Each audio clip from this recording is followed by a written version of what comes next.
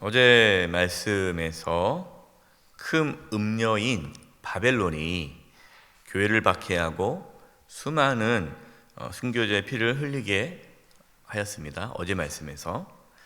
하지만 그 바벨론이 심판을 받을 것이다 라는 말씀이었습니다.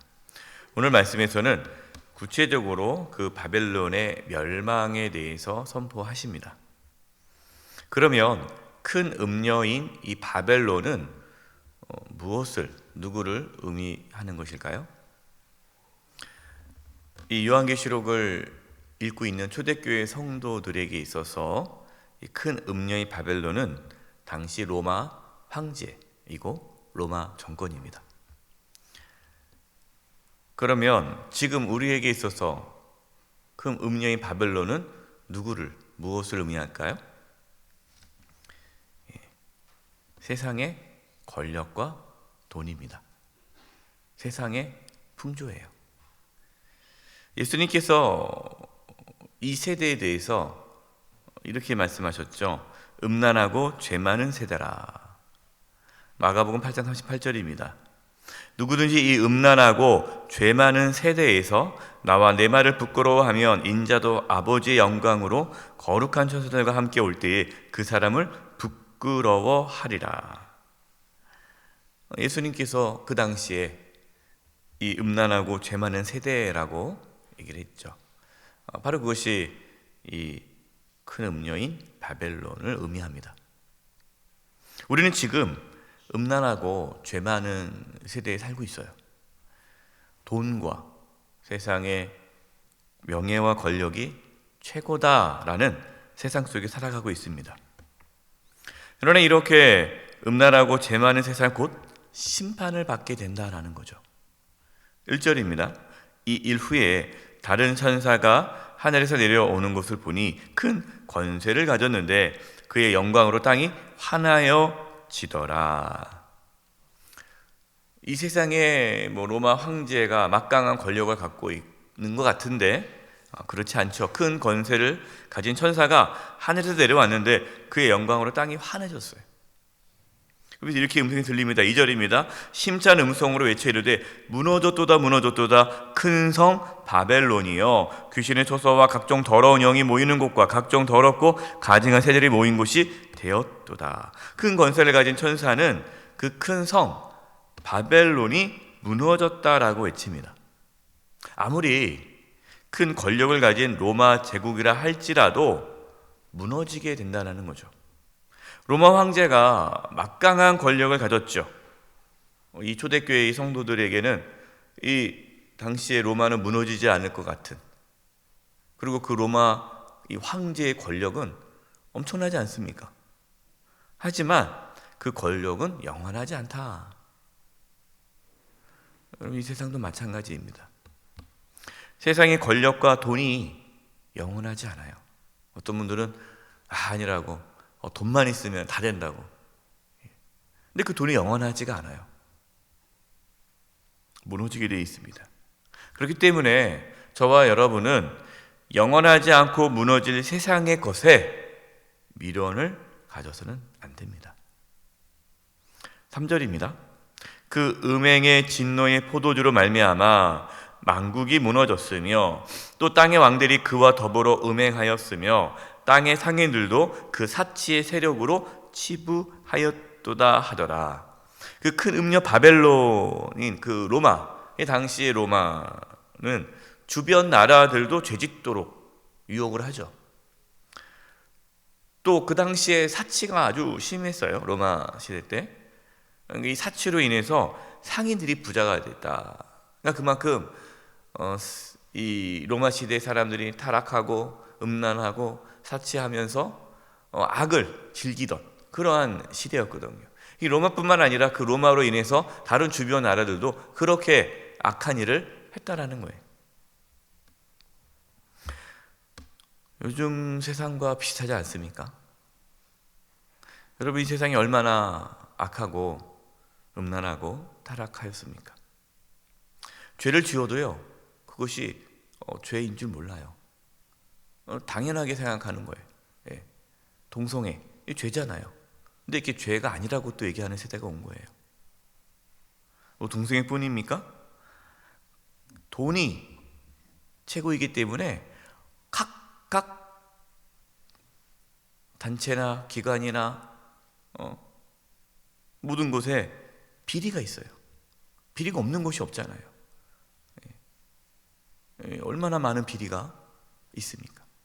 얼마나 많은 부정이 있고 얼마나 많은 거짓과 속임이 가득합니까?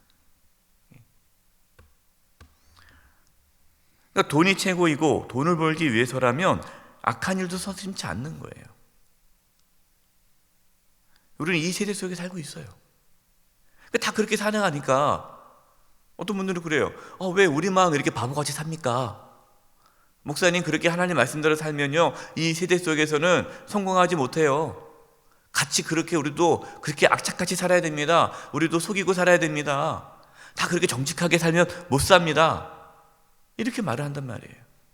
근데 우리는 이러한 세대 속에서 그 죄의 유혹을 이겨내야 돼요. 다 그렇게 사니까 괜찮겠다. 그래서 안 된다는 거예요. 4절입니다. 또 내가 들으니 하늘로부터 다른 음성이 나서 이르되, 하나님의 음성이 들리는 겁니다. 내 백성아, 거기서 나와 그의 죄에 참여하지 말고 그가 받을 재앙들을 받지 말라. 하나님께서는 하나님의 백성들이 그 바벨론의 죄에 참여하지 말고 그들이 받을 재앙을 받지 말라라고 경고하시죠. 로마 황제를 숭배하고 로마 사회에서의 음란하고 부정하고 악을 행하면서 세상적인 쾌락과 풍요로움을 누리지 말라라고 이 초대교회 성도들에게 경고하고 있는 겁니다. 왜냐?